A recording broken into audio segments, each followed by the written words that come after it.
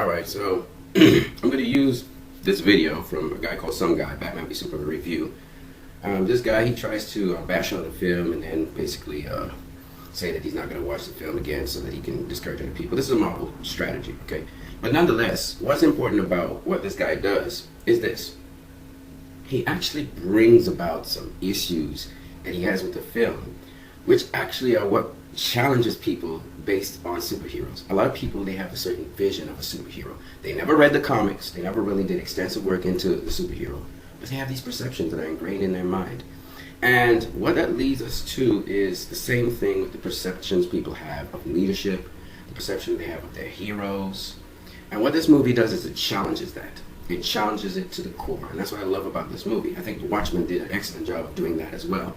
Another movie you need to go see if you haven't seen it, great movie, is Unbreakable. Unbreakable portrays a villain, or seemingly a villain, at least later on in the film you realize he's a villain, and the hero in some very mind-challenging roles, because not everything is black and white, and on top of that, you see the metamorphosis of both these people. You have sympathy for the villain in the beginning, then you realize you should not have had any sympathy for him. And this movie is somewhat the same thing, Batman v Superman. In the beginning, I'm pretty sure all of us were annoyed by Lex Luthor. We kind of liked his humor and funniness about him, and he seemed to have a certain degree of energy around him. But then later on, we realized this guy was just pure evil, and he's a little prick, but he's evil, and like you don't want to get on his wrong side. Anyways, let's get to this guy. It's called Some Guy. Now this guy who's Some Guy, he was trying to analyze the movie and try to sound thoughtful and so on. But what I liked about what he was saying was this, the issues he brought up. One of the things he brought up was Batman's no-kill rule. And he cites that in the comics, particularly for those of you who don't know, under the Red Hood, he talks about discriminating himself from the Red Hood himself, who was once one of his Robins.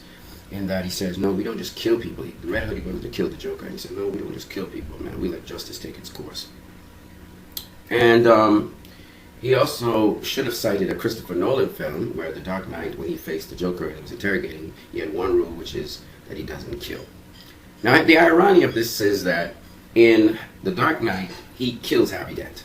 Okay? He kills Harvey Dent. He's in a moral dilemma where he has to save the little boy or kill Harvey Dent. And he ends up killing Harvey Dent. Okay?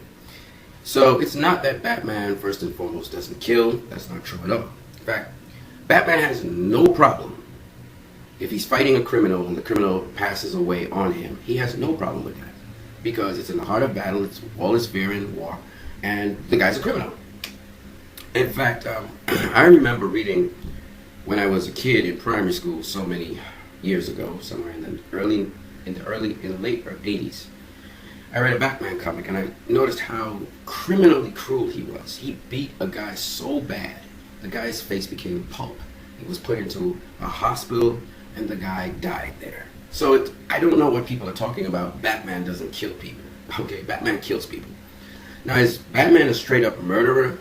No, he's not a straight up murderer, even though he's committed murder a number of times. And there are a number of people who have highlighted this. You can just go up on YouTube, put Batman killing, and you'll get a whole set of people reflecting on Batman killing a whole set of people. So it's not that Batman doesn't kill. It's not that Batman has not committed murder. It's not that Batman is not a criminal, because Batman is a criminal, just like Robin Hood was a criminal, just like Zorro was a criminal. But the difference between Batman and other criminals is Batman seeks, this is an important point here, he seeks to bring about justice outside of the boundaries of the law. Now, having said that, that doesn't mean that he's doing the right thing, okay? But by and large, the city began to trust him and depend on him because the city itself was extremely corrupt. Gotham is an extremely corrupt place. Now, let's get into the discussion of this Batman no-killing rule, because we need to know, at least you need to know a history of the character and the consistency of the character before you even get into these things. Because I listened to this guy talk, and he clearly has a certain attachment to the Christopher Nolan movies. He has a certain attachment to those movies. And on top of that, he has this hard far somewhere in his head. He is cemented in his head that Batman doesn't kill people because of the Red Hood, under the Red Hood, and also the Christopher Nolan movie. And so his mind can't unwind from that. And it's sad because it's juvenile to think that. I mean, if you are in a real world, you're going to kill people. This is why they say absolute power cannot be innocent. This is what Lex Luthor was talking about. If you have a lot of power, if you're president of the United States, you're going to order people to die. You're going to order the execution of people. Barack Obama ordered the assassination of Osama bin Laden. So you're not going to be innocent. People are going to have to die to preserve national security. In this case with Batman, who is a criminal, mind you, but the city of Gotham sort of welcomed him in to help them out with crime because there's so much crime and the law can't really handle everything. There's corruption in the law itself.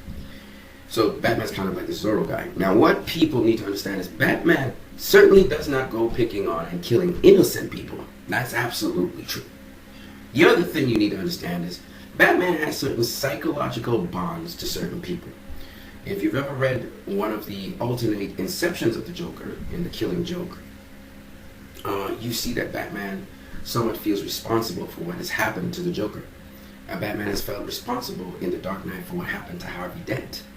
And Harvey Dent again facing a dilemma where he had to either save his wife or, do another thing. He couldn't do both. It's called a moral dilemma that the Joker placed on Harvey Dent. Batman has killed enormous amounts of criminals. And you look at Tim Burton's Batman. He has pleasure in killing Penguin's henchmen, the Joker's henchmen. He doesn't have a problem with that. Okay? And that's because he considers them scum. He's very excessive when it comes to criminals. He will kill criminals. Batman's inception, like I said before, he was killing criminals. He was using guns. So the fact that people talk about, okay, Batman has 3 rules. He doesn't use guns. He doesn't kill people. But these so-called rules are flexible with Batman. Batman breaks these rules all the time. Now, like I said, Batman is very unlikely to kill an innocent person, someone who has not done anything wrong. Not an ignorant person who has done something wrong. You may end up in the hospital badly hurt, injured, or never be able to walk again, etc. Right? Now, what's important for people to understand is that Batman is not, you guys have to understand this, he's not a law-abiding citizen. He's not. Alright? It's very important for you guys to understand. He's not a law-abiding citizen. This is why Superman had issue with him, and he was wondering why Gotham was protecting him. Because Superman's a straight up and down, you're either good or bad person. And he works off of principle. Now, why I talk about this particular video and this guy that brought it up is because I find it interesting that a lot of people emotionally got riled up about Batman killing people in this movie. Yet they simply could not see the amount of violence that happened in The Dark Knight and The Dark Knight Rises. In fact, in The Dark Knight Rises, Batman takes his tank and rams into a truck, slamming it up into the topmost part of the roadway, smashing out people from the truck and probably instantaneously killing them. And the violence in that was just ridiculous. But yet, for some reason, and he's been firing guns off of his little bike and stuff. And for some reason, people forget that that's violence. Like, how can you be so hypocritical when Batman is destroying a lot of stuff? He's killing a lot of people. No one was talking about that in Christopher Nolan's movies. And you can again go up on YouTube, you'll see a video where Batman, throughout all his movies, killed about 45 people in those movies, directly and indirectly. So to say that after all of that carnage, that Batman doesn't kill people is just really hypocritical. And it shows 2 things. 1, that you were looking to pick faults out of the movie. And 2, that the movie, now I have to totally agree with this, Batman was excessively brutal in this movie. Branding people, Batman branding people, that's a whole new other level. And of course this recently started happening. He branded 2 people 18 months after the Metropolis incident, showing something was wrong with Batman. He was decaying as not just thinking about justice anymore, but just brutality. And I believe that's what people received here. And they started to negatively talk about Batman, how he was killing people and stuff. And it really not only offended people, but affected them. Because they never saw a hero being so dark and almost literally crossing onto the evil pathway. And I think that's what affected people so much. Even this guy, though of course he's under the guise that he's being honest and so on, but it's just a fake front, of course, for him to bash the film. But nonetheless, even so, what this guy is using to speak about Batman is something that is actually real. It's something that actually people realized his brutality, and it wasn't so much entertaining anymore. Some people were turned off by it. Other people enjoyed it immensely, which just says a lot about our society, really. And it felt very real. And this to me is awesome because this movie challenges you to think about the heroes and all of the so-called pop culture lore about them, and then go deeper into them and really look at the canons and what the canons show about them, and really understand that Batman, I came to the realization, I didn't even know this, Batman is a criminal. Batman's a criminal, folks. We're glorifying a criminal. If Batman exists in the world today with us, we would want the law to catch Batman. We would want him brought to justice because he's operating outside the law. So it's very interesting how people did not grasp this until this movie. And that speaks volumes for Zack Snyder's directing, because he's got people involved in discussions. Now, based on this, I want you to leave your comments in the comment section below about Batman killing in this movie.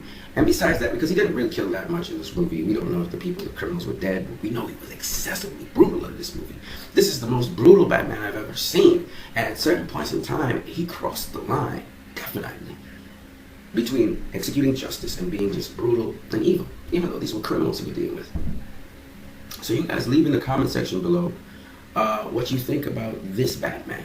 And we're going to discuss it more in detail in the comment section below, because Bruce Wayne definitely crossed the boundary, and he was kind of like a Lex Luthor for a minute there. Didn't care about life.